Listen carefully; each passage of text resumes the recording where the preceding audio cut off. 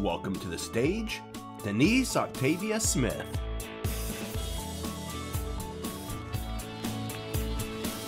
Good morning, good morning. Good morning to each and every one of you. I see so many of you filing in. Welcome. This is an incredible morning, one that many of us have waited for quite some time. It was not since 2019 that the Unity Conference convened in person, and I'm honored to be before you today. My name is Denise Octavia Smith. I am a community health worker, and I am the inaugural executive director of the National Association of Community Health Workers.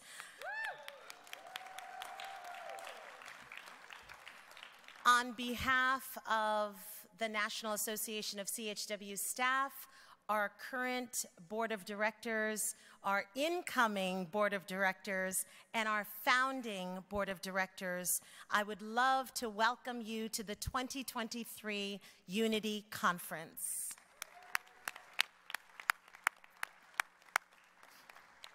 We're going to see who are morning people in the room today. Yesterday, we had our 2023 annual meeting, and there were over 45 states represented, as well as the U.S. Virgin Islands, Puerto Rico, many other territories and sovereign indigenous nations were in the house. And now you join us in celebrating day one of the 2023 Unity Conference. We're here in Austin, Texas, and you may be wondering why. When I left home, it was 62 degrees, and when I touched down, it was 102 degrees. But Texas is the state with the highest number of members of the National Association year after year. Someone's waking up. As they say, I feel my help coming on. Well, we're grateful that you're with us today. Our conference theme for 2023 is Community Health Workers, the workforce we need for the world that we want. Let me restate for those of you who are newer to our community. Our founding board of directors came together and gave us a vision to unite our workforce, to unite community health workers across race, ethnicity, language, gender, sector, culture, and lived experience, so that we could support our communities to achieve health, equity, and social justice.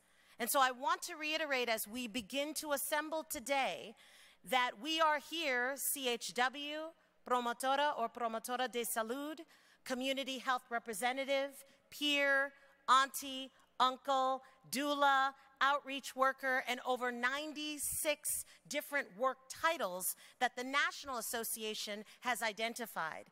In our national data, we had over 867 individuals speaking 28 different languages in 857 zip codes. 96 different work titles who all said that they identified as CHW, though they may be called promotora, CHR, peer, doula, etc. They also all identified with the values that our founding board provided for us. What am I saying? We have unity in the house, and let's celebrate our unity this morning.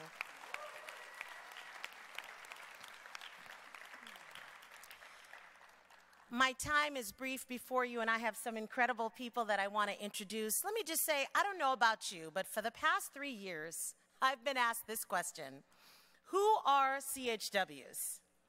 It is not because you in your respective states or counties or organizations, it's not that you are not representing the workforce well. It's not that you're not leading with identity and value.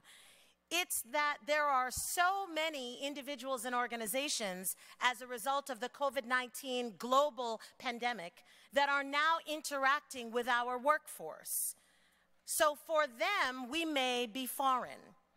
I took this role in November 2019, and so the National Association has largely grown up in the midst of the COVID-19 pandemic. So I was asked this question a lot. Behind me, you will see 6 panels. And these 6 panels represent something that we call the 6 pillars. It is an attempt for me to compress hundreds of years of history of our diverse workforce into what is sometimes a 10-minute presentation. And so I want to reiterate for you that we can come together in unity without setting aside what makes us unique. We can come together and have unity in diversity for the purpose of advancing our diverse, historic, community-based, proven, cultural, and precarious profession. Why do I say we are precarious? And I'll close with this.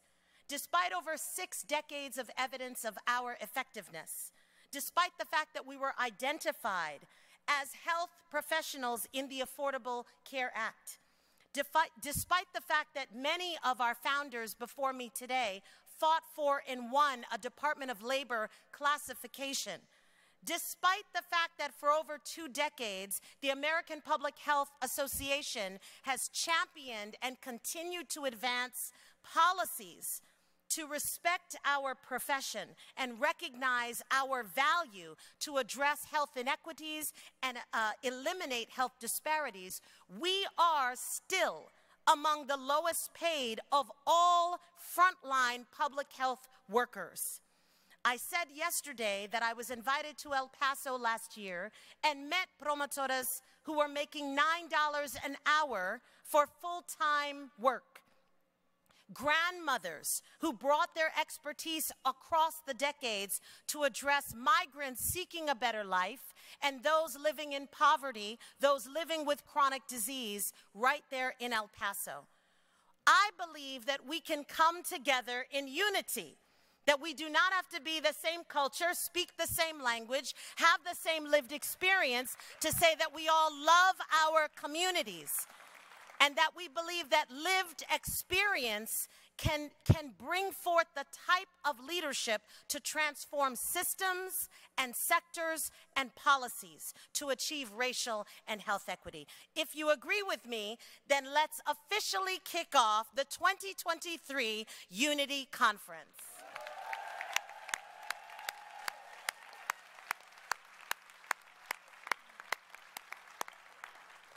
I may have even beat my time. You should have been here yesterday. They kept resetting the clock. Listen, we have some guests today. We're in Texas, and some of you know that I was born in San Antonio on Lackland Air Force Base. And so it's awesome. That's right. And so it's good to be here. I'd like to bring a few dignitaries before us so we can kick off the morning. First, I'd like to bring to the microphone Councilwoman Vanessa Fuentes. She proudly represents District 2 on the Austin City Council. Since taking office in 2021, Councilwoman Fuentes has fought for improved health and livability, affordability, creative arts, and improved quality of life. In addition to tackling these community challenges, and of course there are challenges in all of our communities, she's taken a stand for health equity as chair of the Public Health Committee by sponsoring legislation on displacement prevention, reproductive justice, community health workers, vaccine distribution, mental health services, and healthy food access. Would you please welcome Councilwoman Vanessa Fuentes.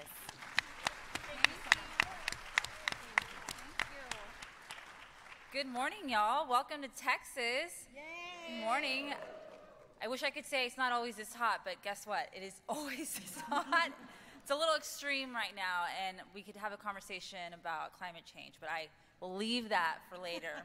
I'm so excited to be here with you today on this Friday morning. I cannot think of a better place for me to be than with community health workers from all over this country.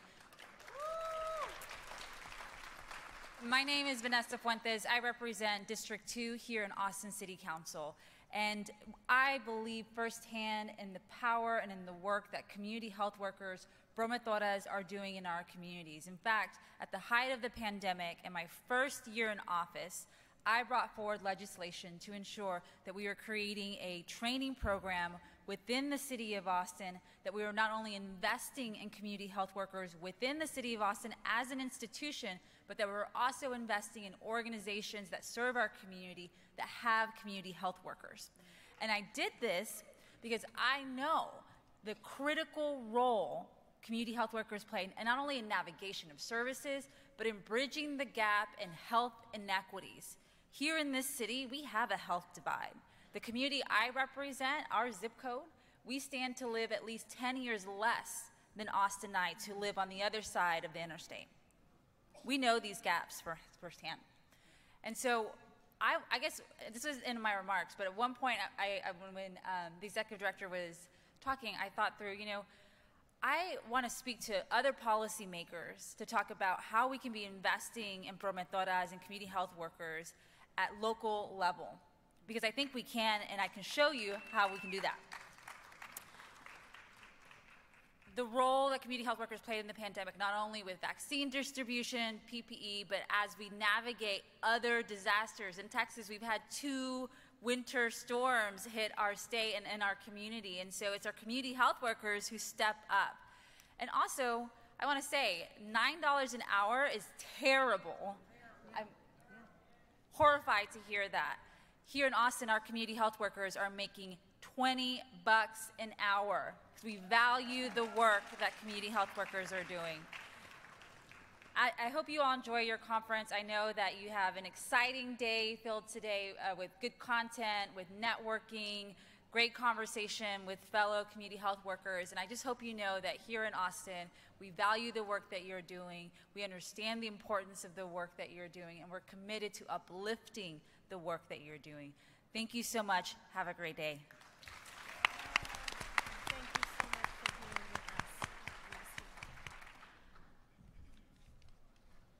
Thank you again, Councilwoman Fuentes. I'd like to bring forward to the microphone now Stephanie Olivares. Thank you so much for joining us today. Stephanie is a program supervisor with the Austin Public Health under the Health Equity Unit. She supports teams of community health workers and public health paraprofessionals who aim to advance health equity in Central Texas. Stephanie Olivares has over 10 years of experience in public health and working with community health workers and promotoras.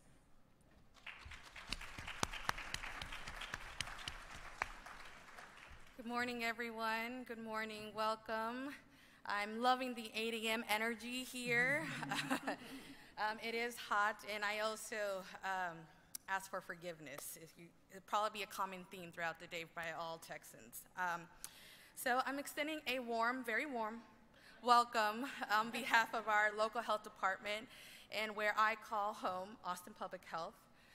Austin Public Health is very proud to be part of this community. We have always known the power of community health workers. In fact, community health worker is public health. They were here before the pandemic. They were here during the pandemic, and they will continue to be here after the pandemic. And yes. I mean, I don't know how we could have gotten through the pandemic, quite honestly, without community health workers. I saw my colleagues turn into leads of task force, Stephanie Trevino leading traffic control and PPE distributions when she used to walk in 311. I saw my own team, Maternal Infant Outreach Program, who had to continue providing case management to moms, and it was much more than just the regular, quote unquote, concerns that they had and challenges that they were facing.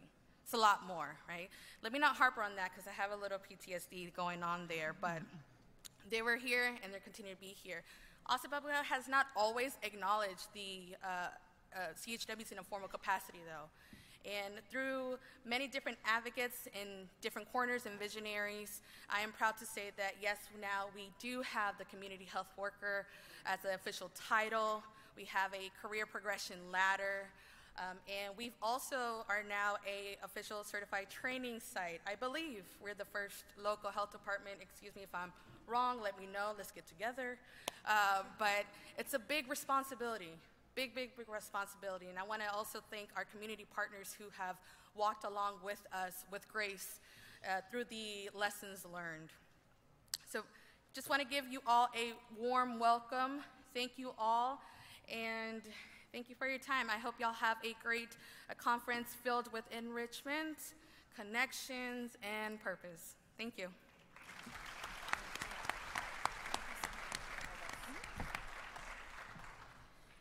So now I'd like to just briefly introduce a video for someone who was not able to be present with us. This video will be coming from Senator Cesar Blanco. Senator Cesar J. Blanco proudly represents the people of Brewster, Culberson, El Paso, Hudspeth, Jeff Davis, Pecos, Presidio, and Reeves counties in the Texas Senate. As a freshman senator, Cesar Blanco championed legislation to help our community recover from COVID-19, expand access to health care, bridge the digital divide, curb gun violence after the El Paso mass shooting, and protect military service members from sexual assault in honor of U.S. Army Specialist Vanessa Guillen. Briefly, if you could just pay attention to the screen, we'll have that video coming just now. Thank you. Hola y bienvenidos todos a la Conferencia de Unidad 2023. Lamento no poder estar allí para darles la bienvenida al gran estado de Texas y expresar mi más sincero agradecimiento por el trabajo que todos ustedes realizan para promover la educación sanitaria y la atención preventiva en nuestras comunidades. Desde educar a los miembros de nuestra comunidad, llevar pacientes a sus citas, traducir y mucho más. Ustedes son los que están en la primera línea, que establecen puentes entre nuestras comunidades y estamos muy agradecidos por ustedes. En esta sesión tuve el orgullo de haber patrocinado y aprobado una ley para elevar trabajadores comunitarios, para eliminar las barreras y para encontrar más promotoras adicionales. Y me siento profundamente honrado de haber sido nombrado campeón de equidad legislativa de parte de Día de la Mujer Latina. Muchísimas gracias. Y también espero seguir apoyando su labor. Me gustaría darles las gracias de nuevo por su gran esfuerzo, su dedicación y de ser la mano de obra que necesitamos para el mundo. Muchísimas gracias.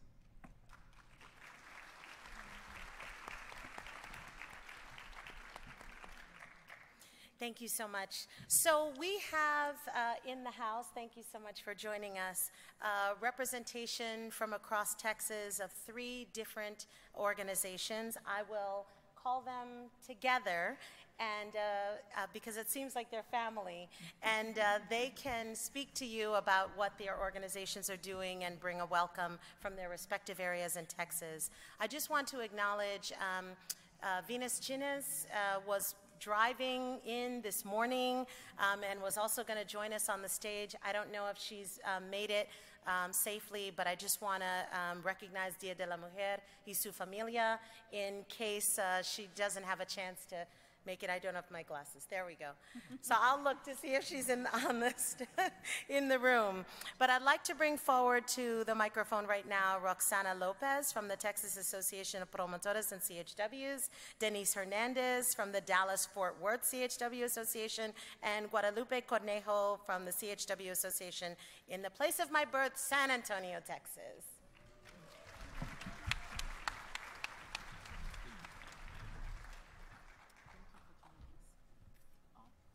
Good morning, everyone. I come to Austin from Lubbock, Texas, and I just want to say we really are excited to be here.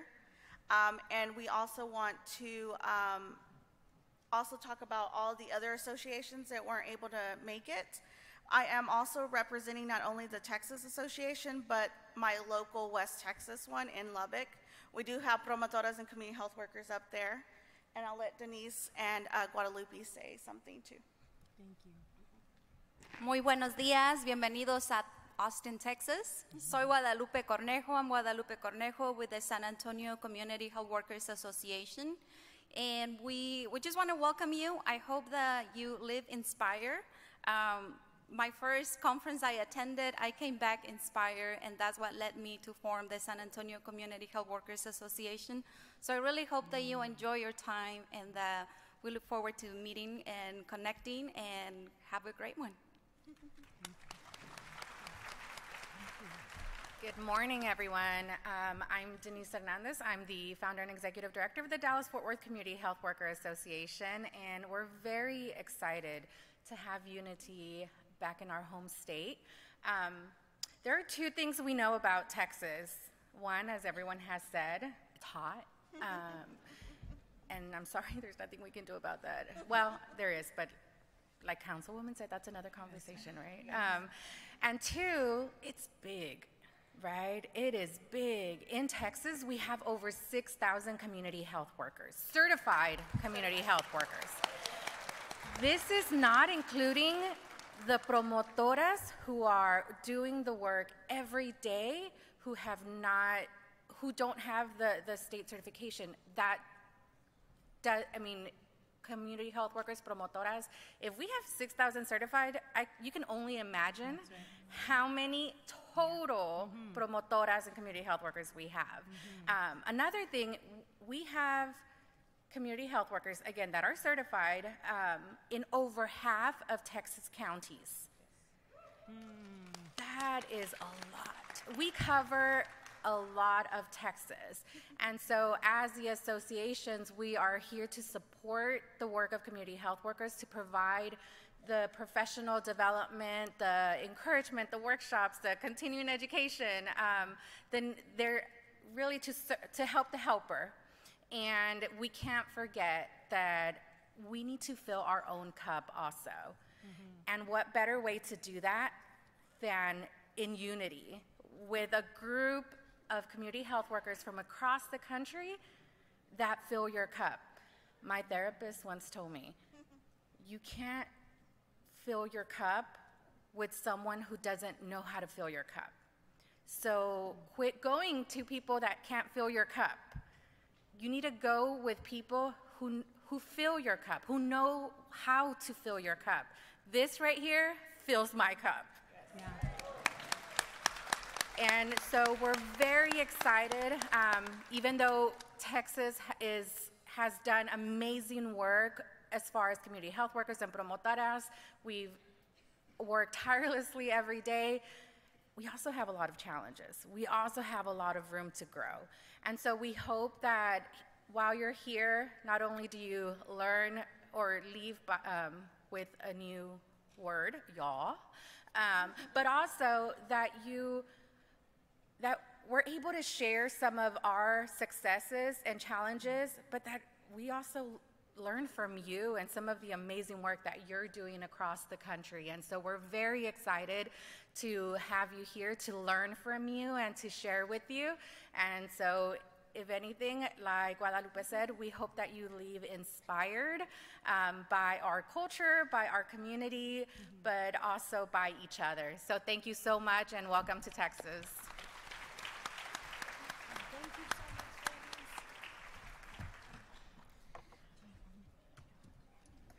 Thank you so much for all of the welcomes.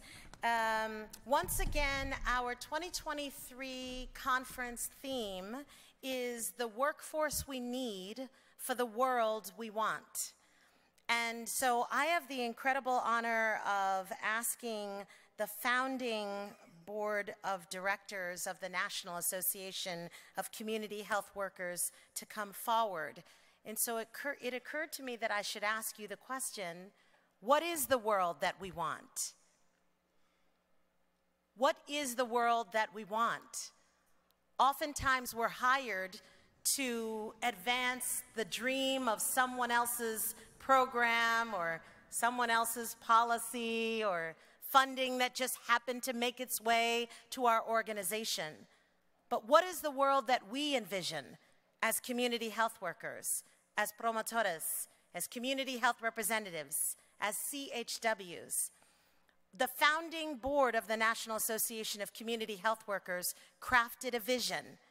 They gave us a vision for a world in which community health workers were unified. And so with that, I would like to both thank and invite to the stage the founding board members of the National Association of Community Health Workers, thanking them for their vision their service. Yes, please come to the stage. Thanking them for their vision, for their service. Come on, let's clap it up. We would not be here as members and partners of the National Association without our founding board members. I think you can do better than that. Stand to your feet, please, and acknowledge the founding board members of the National Association of CHWs.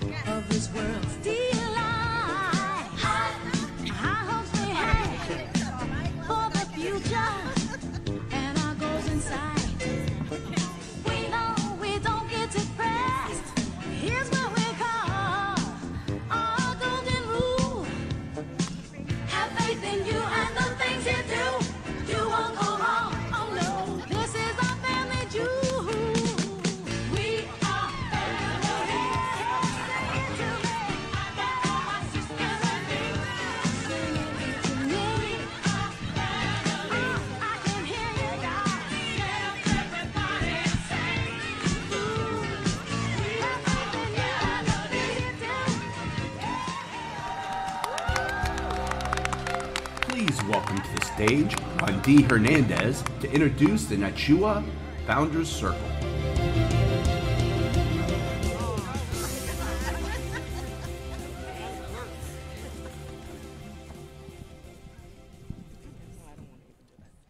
Hello, buenos dias. How's everyone doing? And so, again, my name is Juan D. Hernandez. I am one of the founders, as well as your Madam Chair for the National Association of Community Health Workers!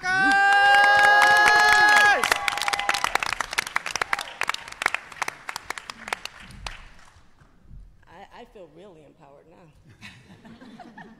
especially with all my fellow brothers and sisters. So, today, we're going to have a little conversation with you all. We're going to share the true history to inform and guide the path of how this national association came to be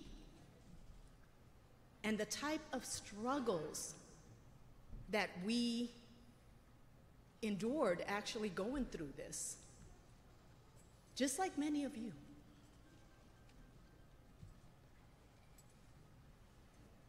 And we all are actually going to take this ride with, we're going to take this ride together. And so people ask us, next slide, please, about NACHW's Founder Circle. Where did that come from? So, first thing I want to actually state is the Founder Circle includes those who were elected as inaugural board members, while other founders, for different various reasons, were not able to continue on to becoming inaugural board members. But they are still founders of NACHW. And with that, I just want to also acknowledge those that are not here. So we do have founders here. Can you please stand up? Because we also want to celebrate you along with us.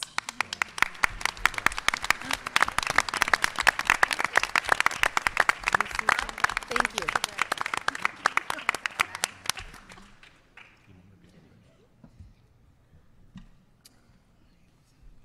And people ask us, where did this title come from, the Founder Circle?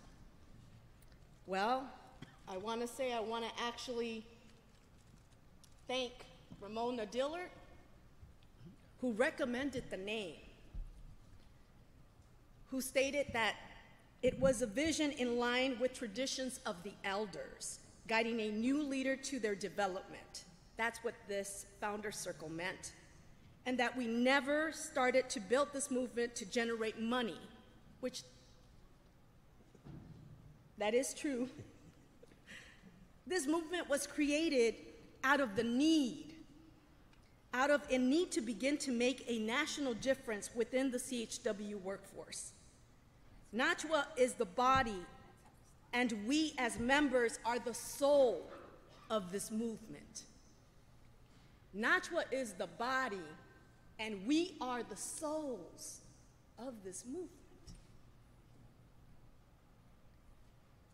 The role of the Founder Circle is to be a resource for staff and current board members to advise, to uphold accountability to the mission, vision, and values, hold the history of the roots of the movement and the organization as we continue to make history within our respective states, as well as nationally as a whole.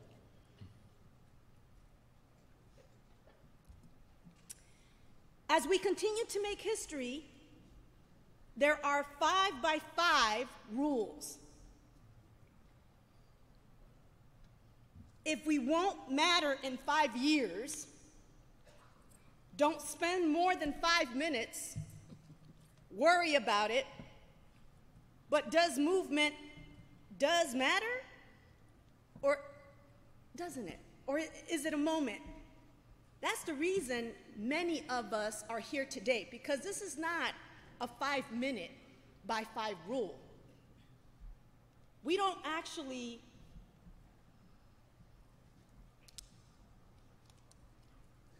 impact people just 5 minutes. We are there and we actually embrace and we show people the type of work that we do. And we respect, and we do it with dignity, with respect, with honor, with appreciation, with all of ourselves into the type of work that we are. And so I just wanted to let you all know that we as founders, we really actually hold not only ourselves accountable, but we hold also you all accountable and holding us accountable. And so I wanted to actually introduce who our founders are. Again, my name is Wandy Hernandez, and I actually am a CHW, and I come from Illinois, and I am the co-founder and the vice president of the Illinois CHW Association.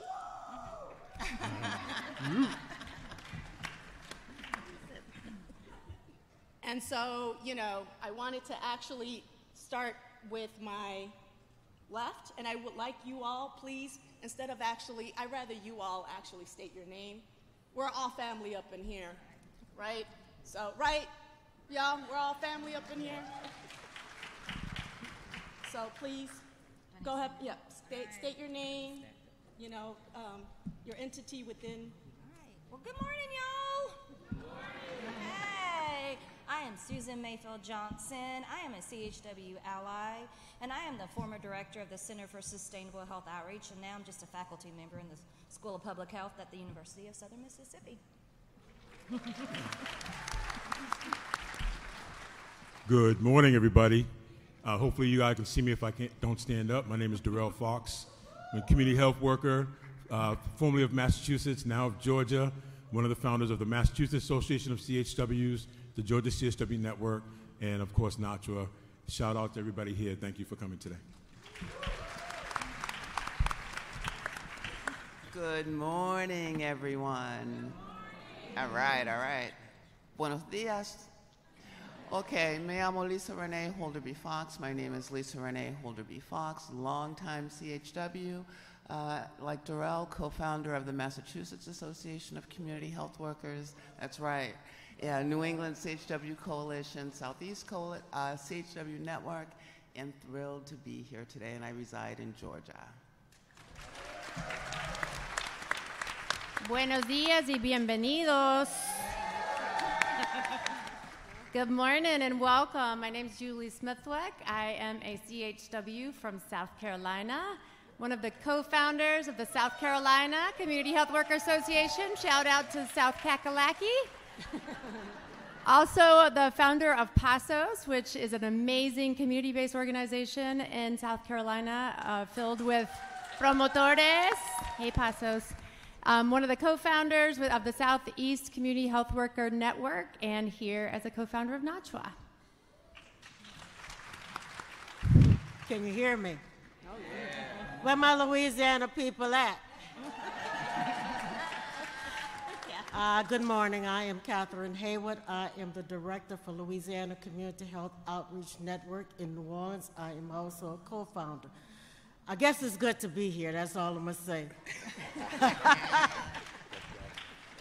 Hey, y'all. Hey. Buenos dias. Good morning. My name is Ashley Wennerstrom. I am a proud CHW ally for as long as y'all will have me. I work at LSU Health in New Orleans. I am a co-founder of the Louisiana Community Health Outreach Network, along with Catherine. We call it LaShawn for short, and very proud co-founder of the National Association of CHWs. Thanks for having me. Buenos días, ¿cómo están? Yes. I'm Floribella Redondo Martinez. I'm the co-founder and the CEO for the Arizona Community Health Workers Association. Bien día a todos que están aquí. Good day to everybody that's here. My name is Maria Lemos. I'm founding executive director of Visión y Compromiso and our network of promotoras y trabajadores comunitarios, promotoras and community health workers. It's a pleasure to be here. Thank you. Good morning. My name is Naomi Cottams. I'm from Helena, Arkansas. I bring you greetings from the banks of that mighty Mississippi River. I am a community health worker, I believe, from birth. I've been a community health worker for a long time. I love the work. I am a co-founder of the Arkansas Community Health Worker Association, and I am a co-founder for the National Association of Community Health Workers. Good morning. Good morning, everybody. I'm Jeff Wilkinson, and I'm a CHW ally. Darrell and Lisa Renee brought me into this movement over 20 years ago, along with Gail Hirsch, one of our co-founders who could not be with us this morning, and I bring greetings from her as well. I work at the Boston University School of Social Work, but I've supported CHWs in and out of government and nonprofit organizations for a couple of decades, and this is family. This is quite an amazing experience to be here together and with you. Thank you. Good morning, Majeline Bigay, do Navajo Nation, do Nasha. Good morning, I bring greetings from the Navajo Nation, and I am from Northern Arizona, the state of Northern Arizona, and I am a CHR, or community health worker. It's a pleasure being amongst all of you. Thank you. Good morning, Guatsi Sehopa. And I know the folks from the tribes in New Mexico will understand what that means. And they're here representing the CHRs of the world, the CHRs of New Mexico. I'm so honored to be here this morning. My name is Ramona Dillard. I really grew up really, knowing that I was a CHR-CHW. From the very beginnings. I'm so honored to have been part of this initial movement. And as I tell my staff, I'm going to continue till you roll me out with the blanket. So I'm here this morning, so pleased to be here. God bless you.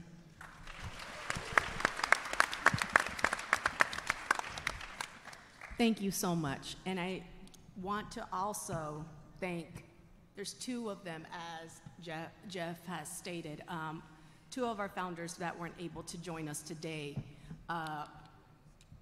Gail Hirsch, she's actually from Massachusetts, and she's our ally, as well as Julissa Castillo, who is from Wisconsin and is a CHW. So, yes. So with that, we're actually going to run the show. I am going to be your moderator. Family? Yes? Okay.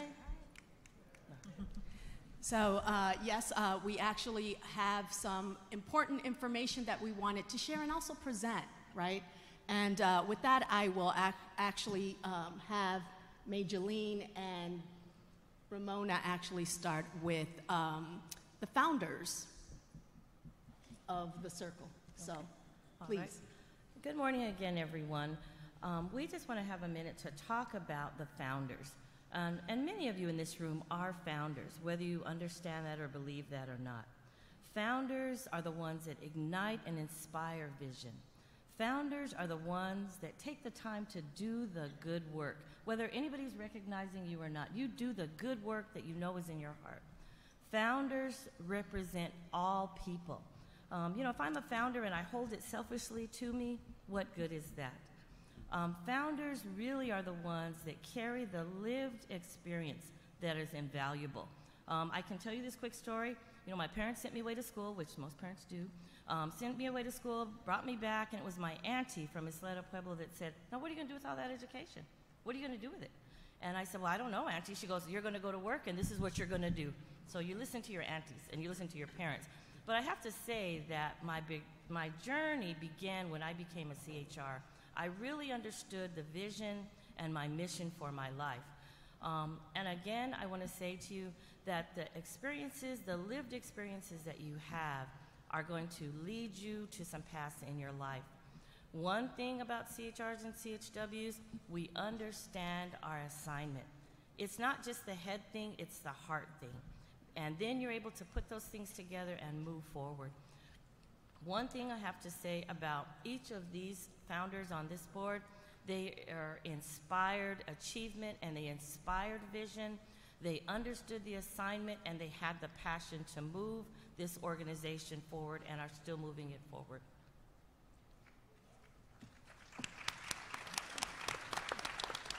As founders, we walk in the same moccasins that you all walk in. This is one of our traditional teaching, that we have to be careful in the moccasins that we walk in. And so as founders, we walk with you. And by walking with you and knowing what you all do out in the field, the community health workers, they're trained to do multiple tasks. And we're reminded of that when we're up here. So some of the tasks that they have to take on is doing oral health, screening, and then even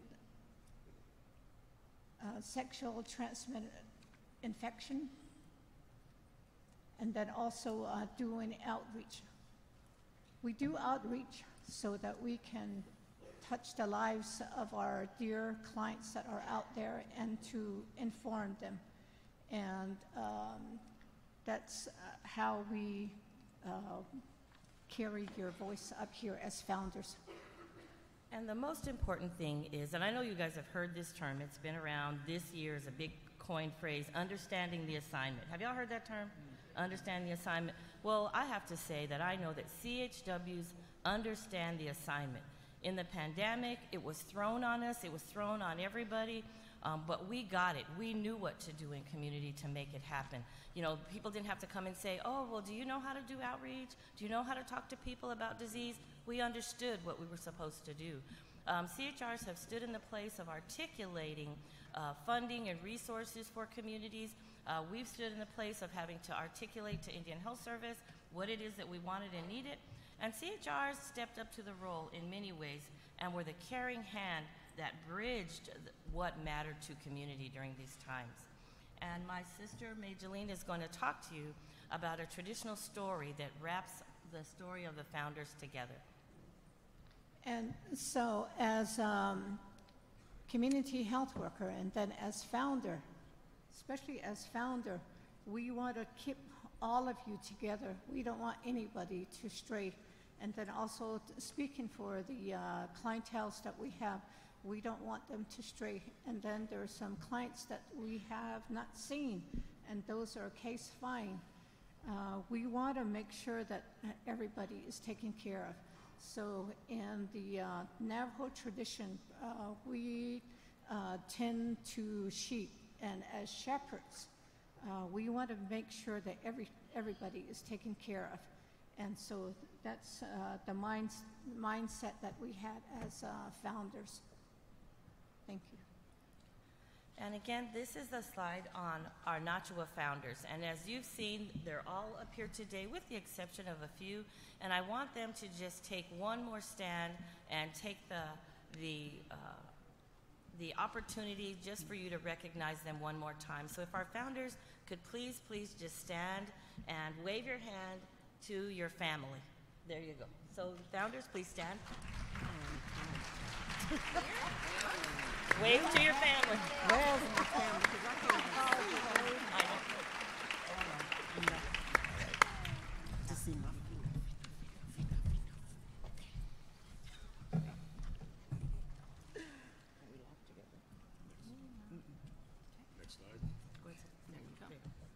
Okay, so as founders, we wanted to explore how do we develop a national organization that will be a voice, that will advocate, that will also recognize the needs of our community health workers. And so we put all these brilliant minds from these people that are sitting up here and those that weren't able to join us today. And we had some struggles, we had some challenges, and we had some successes, but we were able to reach and find resources that we put together that came to us, and with their help, we were able to put together this national organization.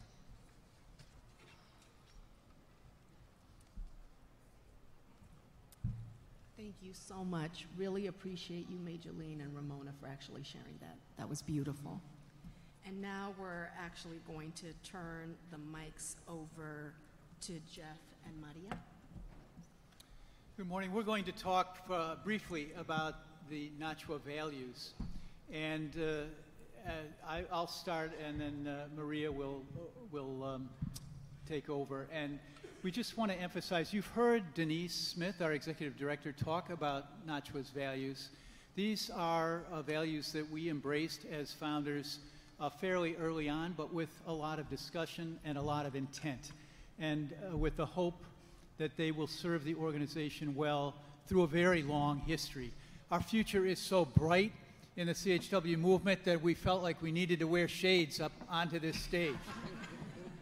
The values were chosen by the co-founders through discussion of shared commitment to social justice and health equity, and that became one of the key values, but also through shared experience with lack of power and disrespect, especially within medicalized health bureaucracies. And so at the heart of these values, I think if we could put them all together, nothing about us without us, which is something that I've heard Darrell say for a quarter of a century that we've known each other. That lies at the heart of all 6 of these values. They're separate. You can list them. You see them listed as 6 values, but they're really all deeply connected. They're inseparable. It means that at the heart of this organization is the idea that workforce members define themselves, speak for themselves, determine their own future, rather than having others make decisions for or about them. That's at the heart. The value of self-determination and self-empowerment reflect the passion of the co-founders to build unity, which you've heard so much about already. Create a national organization to define the workforce's impacts, its needs, and potential across job titles and roles.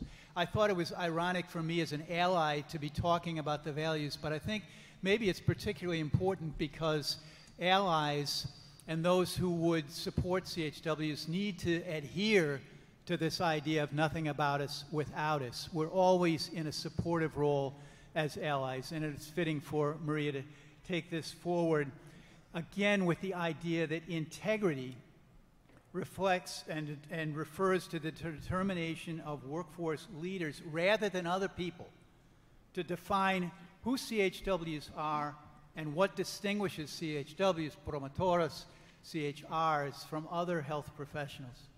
Maria. Thank you, Jeff. These words are very powerful that are on the screen. But what is it why is it that we do this work?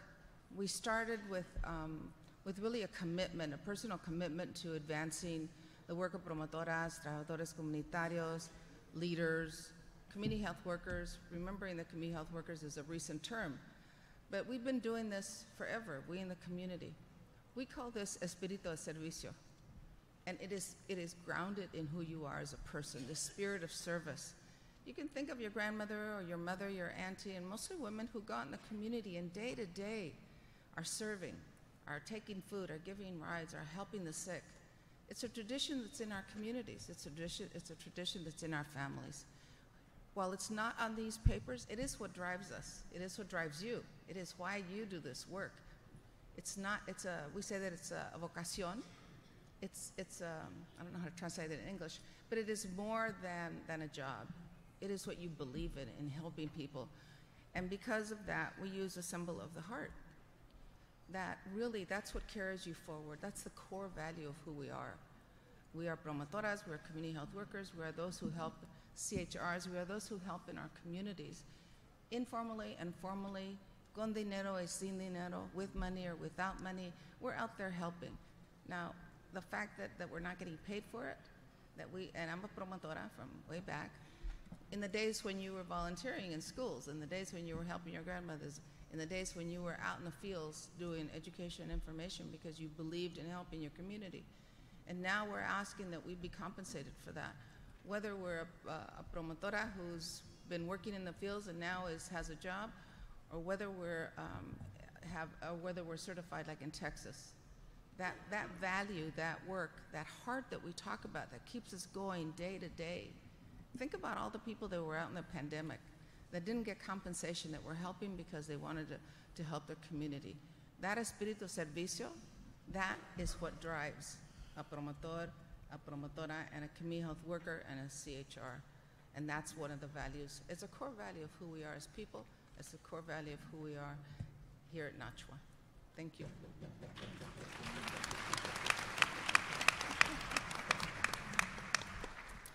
Thank you. Right. I'm going to start Thank you so much. Sorry. I'm just too excited.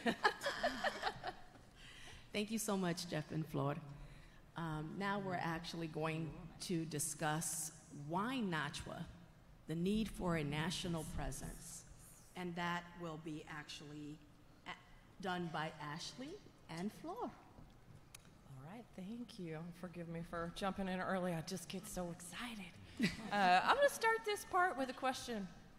How many of you all have ever found out later about a meeting that happened about CHWs and you weren't there and you should have been?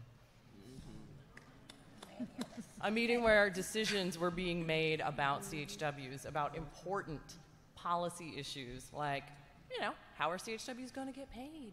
What are going to be the rules around CHW credentialing, if any? Who's going to be writing the notices of funding opportunity that fund CHW positions?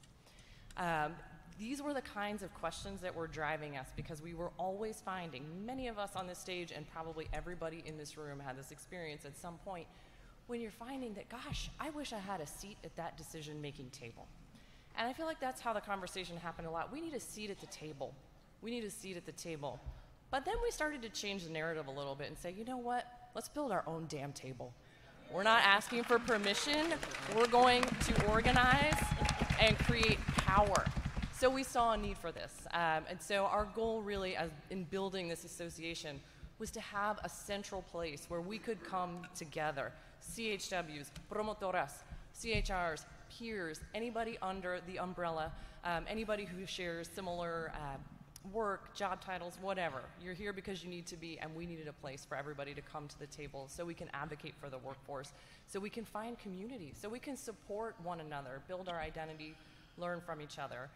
So we were really committed to establishing this association where CHWs would lead and continue to lead for all of the years to come, so that we would always have the table that people could come to, rather than us being invited later on sometimes, or sometimes not at all.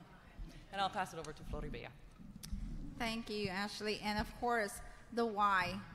Because as you heard, all of us have been working in our own states, in our own cities, in our neighborhoods, organizing, mobilizing, making sure that we identify those gaps. And as CHWs, what do? We fill gaps. We identify needs, and we try to get the resource for that need. So what about us, the profession? Who was filling the gap of the need that we had? So we have to come together and build our own table, like Ashley said. But also, it was because of a need, a gap, a representation. As the association in Arizona, we were organizing, mobilizing. We have a lot of support. Some of my friends are out there. Hi, friends. But it's great to have those friends, but that's a state level. But we need to mobilize and change policies. We need to go at the higher level to make sure that we are listened, they were recognized, respected. They recognize that we're a profession. The CHW workforce, we're a profession. We're not paraprofessionals. We have a profession of our own. We need to be recognized as that, and that's why we built the table, to come together and say, here we are, we have been here, we're still here. We need to make sure that everybody knows around the nation, and not around the world, that there's an association that represents the community health workers, the promotoras, the Navajo nations. Hi, Brooke, Halapo, Brooke Nation as well over there. So I just want to make sure that we all think about this. Uniting the workforce. It has to have a space. The table is not ours. The table is ours. The table is for all CHW, CHRs, promotores out there. And the table is accessible. And there's always chairs available for each one of you. So make sure that you always think about this as the table that we put together for us, for the workforce, for the profession, so we can come together and make sure that we never go back where we're volunteers all the time. That's right. We need to get paid and recognized, not only by name, but also with the money that we need to survive as well. So thank you, and I think that's what I'm going to say today. Go ahead, Flo, drop the mic. Nothing without us about us. All right. Whew. So next we'll have Jarrell and Lisa Renee. I'm looking at somebody else. Jarrell and Lisa Renee actually discussed the history. Hello, Unity. How y'all feel out there? I'm Chandler Honey. You've heard some of the background and the rationale for why we needed NACHW and a national CSW presence. Now we will focus on some of the how we did it, and some of the history that contributed to the development of a truly diverse CSW-led national association. We only have a short time this morning, so we will only provide a snapshot of some of the history, which is very rich and centuries old. We'll talk about some of the milestones, historic events, and activities that got us here and now to Unity so we can continue to make history. The NACHW's founding circle, board members, ambassadors, and staff will continue to create and share more about the history of the CSW movement, as it is critically important for us to continuously share the history of our collective CSW movements nationally and locally.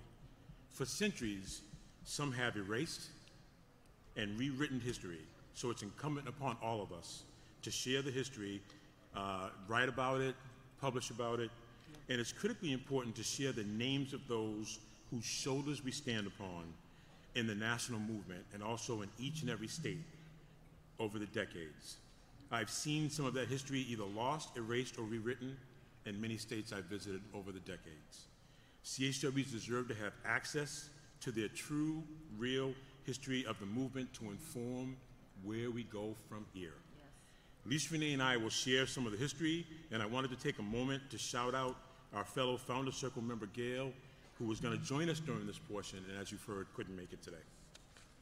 For over 3 decades, myself and many of the NACHW founders have been blessed to have been in the room and involved in each of the historic events and activities that we are about to share. We will also know some of you in the room have been part of it, so I'm going to need y'all's help. I'm going to mention some things. I might ask you to raise your hand if you were part of it, and I want people to take note of whose hands are up. So as you network, if you have questions about some of those events, activities, histories, please check in with them. I hope that's all right with y'all that I'm volunteering to do that. Efforts to develop a CSW-led diverse national CSW association began, the modern day effort that is, began in the 1990s with meetings of CHWs and allies at many statewide gatherings, and organically those gatherings kind of morphed into meetings and conversations that began to happen at national CHW gatherings, like the American Public Health Association annual meeting, and here at Unity, which had a major role, as well as several other national initiatives that I don't have time to name. First, we want to start with some of the history of the event you are at now. Raise your hand if you know a lot about the history of Unity. Oh, okay, we got some work to do here. All right, please raise your hand if you've been at each and every Unity conference since they began. Yeah, I figured two. Yeah, yes, yes. Please raise your hand if you've been to 15 or more Unity conferences. Okay. Please raise your hand if you've been to 5 or more CHW Unity conferences. All right, so the most hands may go up now. Please raise your hand if this is your first Unity conference. Ooh,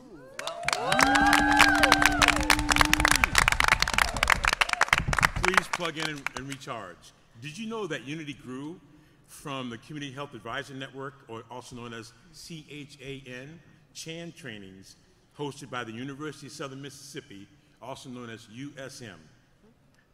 That led to a partnership between USM and the Harrison Law Institute for Public Law at Georgetown University Law Center, which created the Center for Sustainable Health Outreach, also known as CSHO, CSHO, which was alive and well in 1999 to 2006.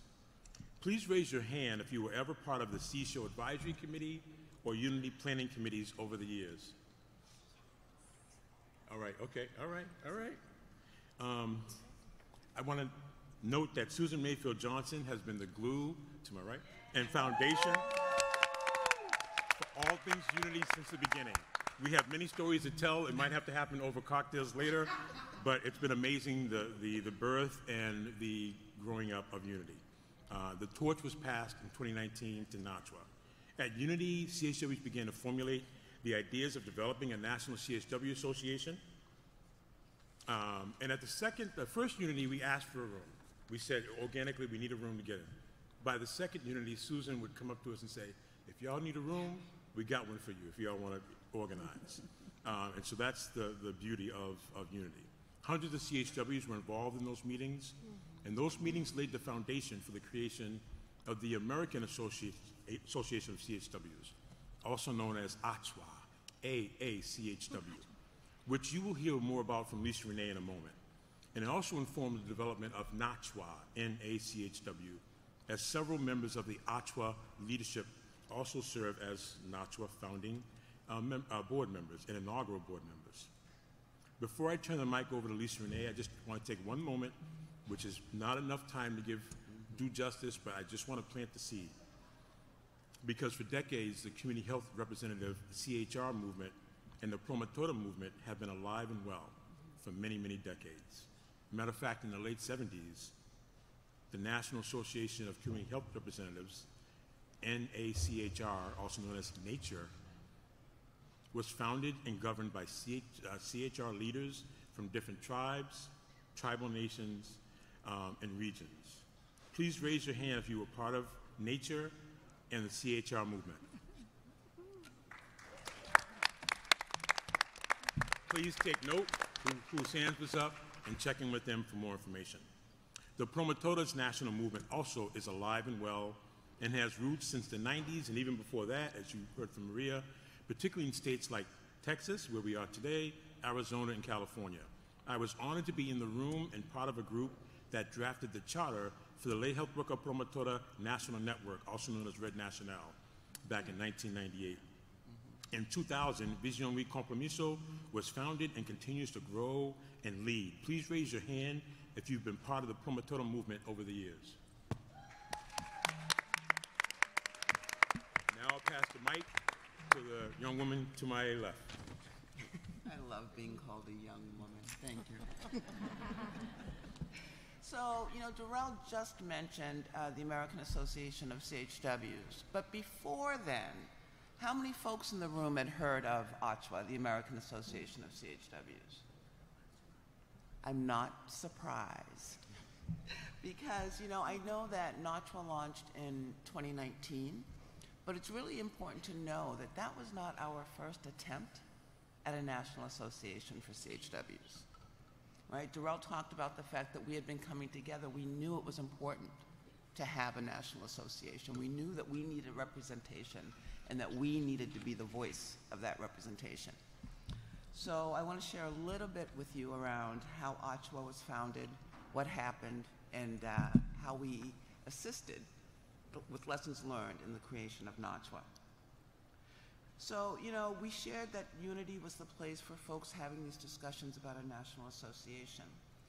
And in 2006, Community Voices, who was a big player on the scene of CHWs at the time, and the Harrison Institute for Public Law at Georgetown that Darrell just spoke about, got some seed funding, and they hosted a meeting. The meeting happened in DC or Maryland area-ish. But they brought together 45 folks. Many of those folks were CHWs from across the country. Some of those folks are sitting here with me on the stage here, right? And we also began really discussing hard, what do we need to move forward a national association of CHWs?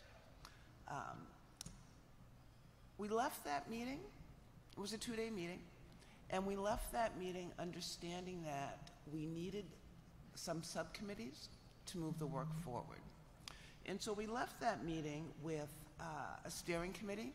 Again, many of the folks sitting here were part of that steering committee. We also left with a policy committee, a vision and bylaws committee, and membership committee, as well as an advisory group. We believed that it needed to be CHWs leading the effort, much like we believe now, and it's still the fact that CHWs need to be leading this effort. But we hadn't quite, at that point, figured out how we could best utilize the talents, the passion, the commitment that our allies bring. And so at that point, our allies were part of our advisory board. They weren't active in the committees. We did not invite them, hindsight's 2020, to be in some of those committees. So with those committees, we were able to create some documents that have lived on, even though NACHW did not. Has anyone ever heard of the Code of Ethics for Community Health Workers, or the core values for community health workers? Yeah, thank you. Lots of folks have, and that's really cool because although the association did not thrive and continue, we developed documents that to this day folks are still utilizing. And if you dig deep and do a Google search, you'll find a toolkit to create a code of ethics. And that toolkit was also developed by the American Association of CHWs with support from Georgetown. So although these documents live on, unfortunately, NACHW lost momentum. And there were a couple of reasons that happened. One was that we understood that we needed strong state organizations for CHWs. The other was that we missed the boat, quite honestly, on the importance of allies to help us move this movement forward.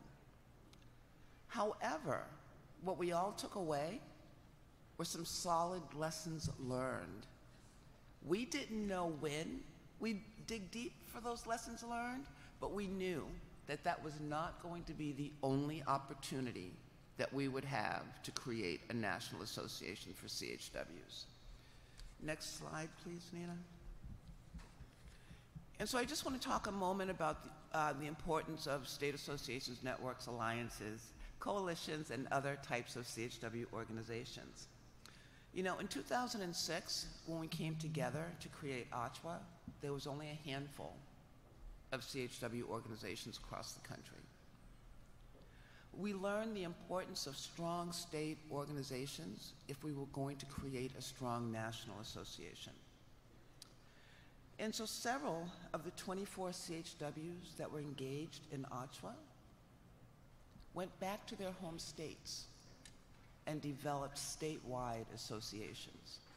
So many of the associations that you all belong to now in this room may have been founded by the original members and founders of the American Association of CHWs, because they left the work of NACHW to go to their home states and make sure that we had strong state organizations. Right.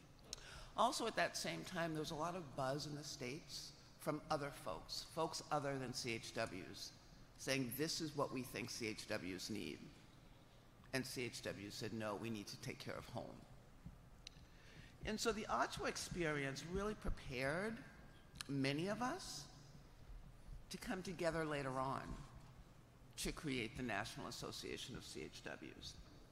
It's important because we learned many lessons and we left with the knowledge and even more passion to make sure that the next time around we were going to do this right and we were going to have a strong association for CHWs, promotoras, and CHRs across the country. So thank you. I just want to share a little bit about what Gail was going to share. Next slide, please. So, you know, APHA, next slide, please, Nina. We talked a little bit about APHA, and I want to say that the American Public Health Association also played a large role in creating the National Association of CHWs. For many years, APHA was the professional association, national professional association, that CHWs could tap into and become members of. And it was at APHA that many of us were able to develop and enhance our policy development skills that would come in handy when we needed to develop NACHW. It was also at APHA where CHWs created a CHW definition that we used later to submit to the Department of Labor for a standard occupational classification code that you'll hear a little bit more about in the next session. And then I just also want to acknowledge that APHA was also the place where many of the founders here who went on to become, who were, I should say, section chairs of the CHW section, went on to become NACHW founders, right? I think there are 1, 2, 3, 4, 5, 6, 7 of us that really made our bones, so to speak, in APHA at the CHW section. So I just want to really emphasize that all of these pieces came together to really help us develop the National Association of CHWs. And you'll continue to hear more about NACHW. And I'm going to give just a few snippets right now of the how and the hard work and labor. It was a labor of love, but yes, it was labor, and hopefully y'all can feel the love. Back in 2014, there was a convening at the APHA annual meeting in New Orleans. That meeting was supported by Sanofi, which is a pharmaceutical company. And the invitees included many of the founders and founding board members of NACHW. And others of us joined the group in 2015. Highlights of that meeting included discussions, strategies, and actions to provide support and technical assistance to local, state, regional CHW networks, associations, alliances, and coalitions. And it also rekindled discussions of developing a new national CHW association. During that meeting and subsequent conversations, that led really to the development of a national coordinating committee, which all of us who were founders served on, whose members became the interim board of directors for NACHW, and then of course the founding board. Please note that the National Coordinating Committee members met bi-weekly for over 4 years. We had a quorum every meeting, volunteer our time, to develop NACHW prior to the launch in 2019. We also had several in-person retreats where we rolled our sleeves up and worked to develop NACHW. Then we hired our first and only executive director, who you've heard from several times, in the fall of 2019, Denise. Next, I want to pass to thank you. Thank you so much. Yes, let's give them one.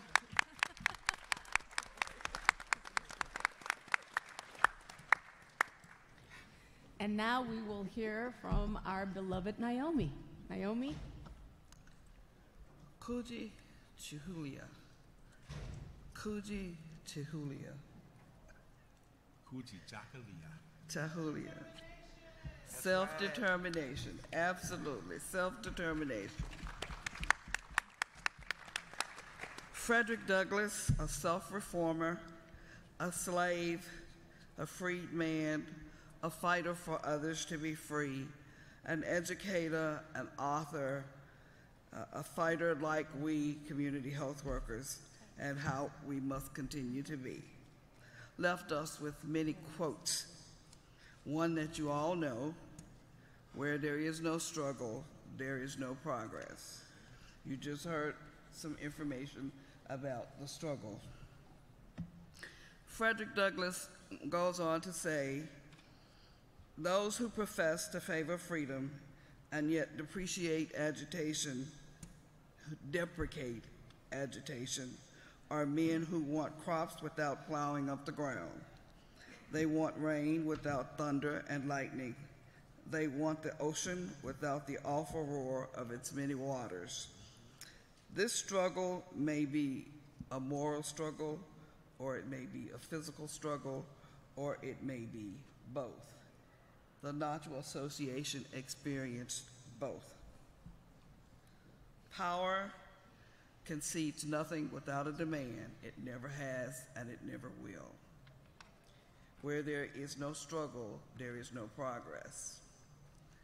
Mr. Darrell Fox, who you just heard speak, as he shared, hails to us from Boston, Massachusetts, and now from Atlanta, Georgia, who sits beside his lovely wife, has been very inspirational in this battle, in this struggle, and has helped us to understand that Kuji to Julia is vital. Self-determination is important to the community health worker movement. Mr. Fox has helped us to understand that it's not just important to the movement, but it's important to us on an individual basis as well. He's tried to help us understand that we must know our purpose, and you've heard several members speak about our purpose, about knowing what we have to do, understanding our assignment. Mr. Fox made sure that we remember that we should not be halted by the naysayers. We should not be distracted. He wants us to always listen to our own voices, trust our own thoughts, and spread our own lights. Thus, the Board of Directors for the National Association of Community Health Workers is made up of a majority of community health workers. And as others have shared, the allies that work with us are people who fully understand who we are and are supportive of our purpose. The executive director for this association is a community health worker, and she has demonstrated her purpose in the short period of time she's been serving. Yesterday, you had an opportunity to hear about some of her excellence. Where there is no struggle, there is no progress. Out of the struggle, NACHW was born. Where do we go from here? Where do we go from here?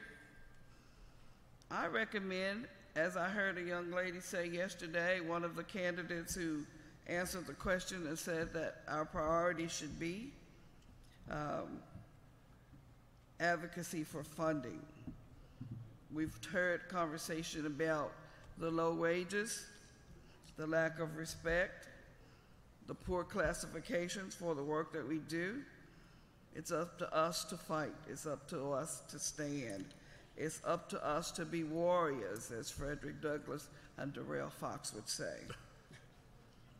It's up to us to lead workforce data. When those surveys come out and we're busy and we really don't have time for that, we must stop and complete them. But not only should we complete them, we must make sure that the people using that data tells the story correctly and that it is properly disseminated.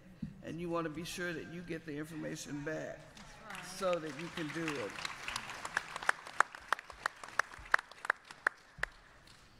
So if we don't make sure, if we don't take leadership, they'll tell it, and Mr. Fox said we have to tell our own story. We have to create our own space. We have to work toward building community and building capacity, but we must also build capacity for ourselves. And so let's not leave out professional development. We want to make sure that we're not a part of creating training, but there's no job. There's no point to give people a certificate, to certify people for a profession, and then there's no opportunity to utilize it. And see, we want to be sure that we stand.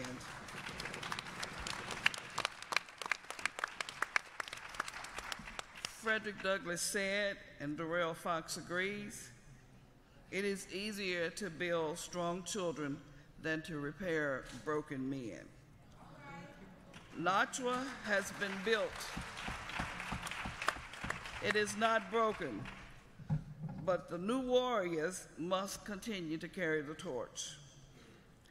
Ladies and gentlemen, I am honored. I am proud to have been one of the founders of this work, of this great association. I am honored. I am proud to have been a member of the Board of Directors for the National Association of Community Health Workers.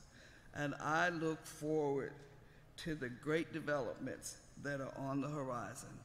Thank you.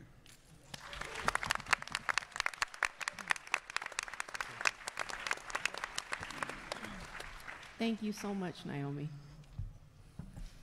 And so now we're going to actually hear from Susan, Ramona, and Majeline on where we are going.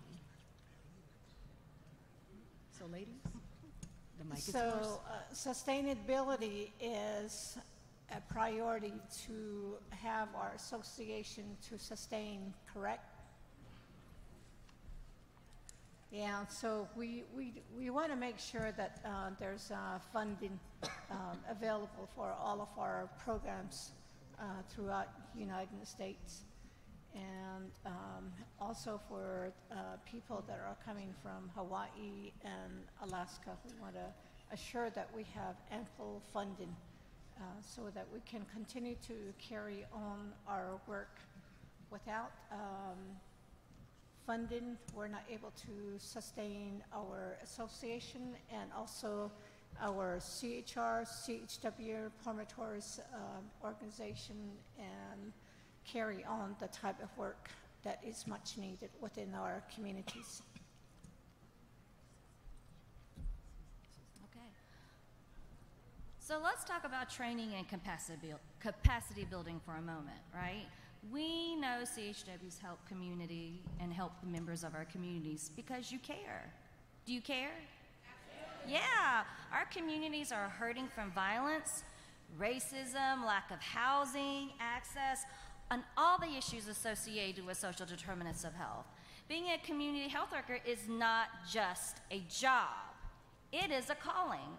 CHWs tell me this all the time. It is a calling. And while formal training is important, CHWs represent the lived experience of their community members. CHWs live, they work, they navigate.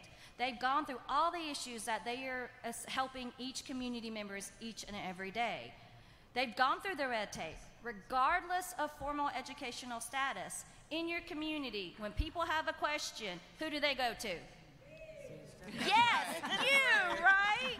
So you just know, CHWs are those experts. I remember someone telling me one time in a focus group that we did that, in my church, there are doctors, there are physicians, there are social workers, but when people have a question about cancer, they find me because they know I care, right? So CHWs, you have that PhD in life, and that lived experience is valuable.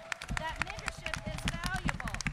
Now, we know there's some organizations and state entities that have become involved in training and certification of community health workers, but we need to ensure that CHWs are coming from the community, that self-determinism, that we're just not going through a training to get a job. We need to have state bodies that have CHWs at the table. And when I say CHWs at the table, I don't just mean some CHWs at the table. I mean a majority of CHWs at the table, 51% or more. And I don't mean just being at the table, I mean leading the table. Leading discussion. All right? And we also understand that language and educational opportunities and barriers to those exist. So we need to think outside the box as we design collaboratively together with community health workers how to align workforce development that reinforce the values of our field.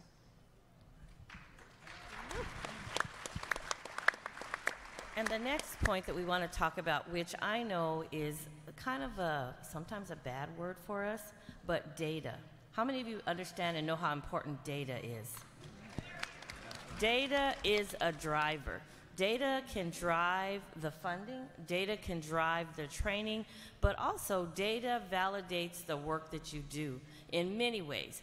I know that sometimes we think, oh, I don't want to do the survey, I don't want to, go out and count, I don't want to take the information down, but data is a driver. And I know that it's a struggle for many of us because we don't have those formal data systems to collect, do patient entry, but I'm going to tell you, whether it's pen and paper, make the numbers count. Write them down. If you have to do the little straw polls, do that. Because in the end, they're going to ask you, well, how many people did you see today? And how many persons did you do health education to? And I don't know is not a good answer.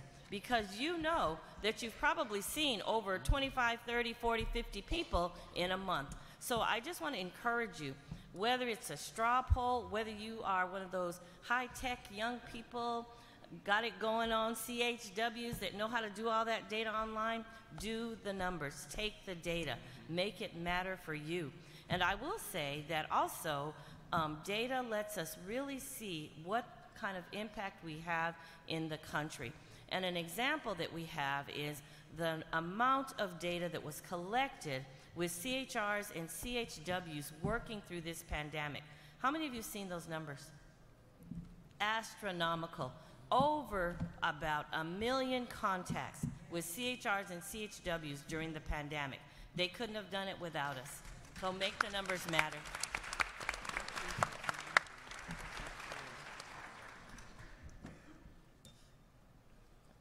Thank you so much.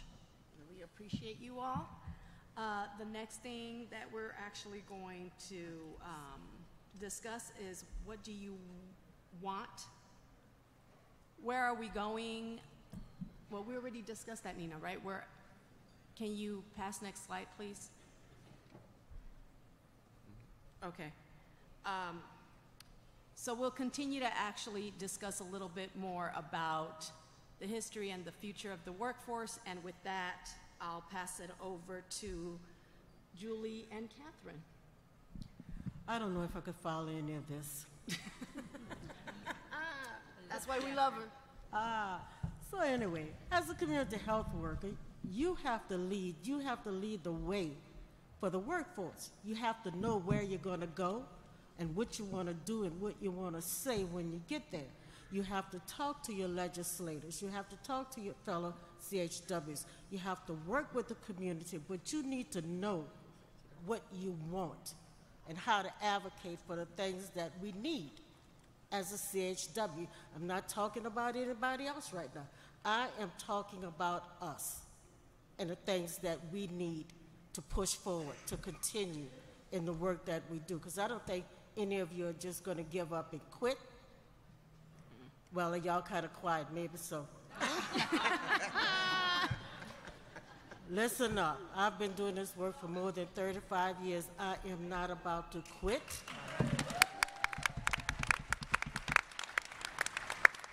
I continue to push forward, but I also continue to push my other people.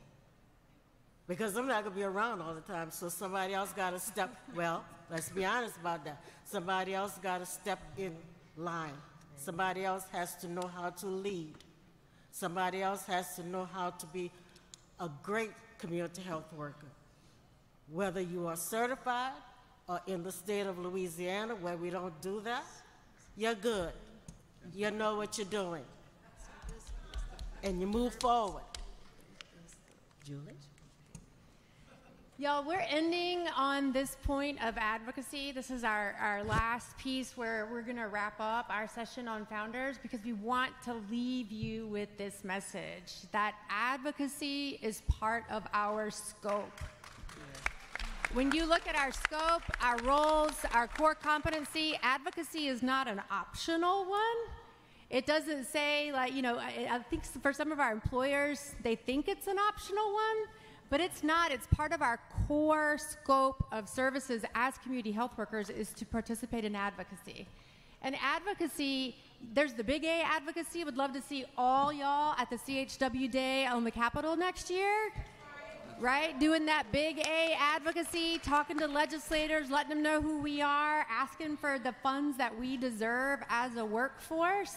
There's also what I call little A advocacy, which means bringing forward the voices of the people and the communities we serve day in and day out, to our organizations, to our leadership, to our supervisors, saying, hey, this service isn't working here because the people don't respond to that. They need it this way, right?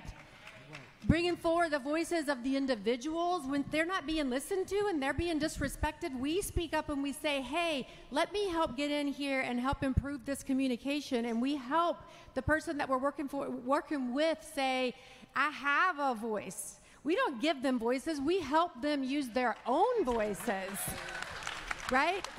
And together, we use our voices to build our power that we deserve and we have. We do that through talking. We do that for using our voices, elevating other voices, relationship building with people who have other types of power, getting them on our side so they can also help propel us forward, right? Those are the powers that we have as community health workers. And y'all, I would love to come back to this conference next year or maybe in a couple years, but I hope it's soon. And that last banner right there that says CHW is a precarious workforce, that it says CHW is a strong, viable, sustainable, powerful workforce that is listened to and respected for all we do and all of who we are.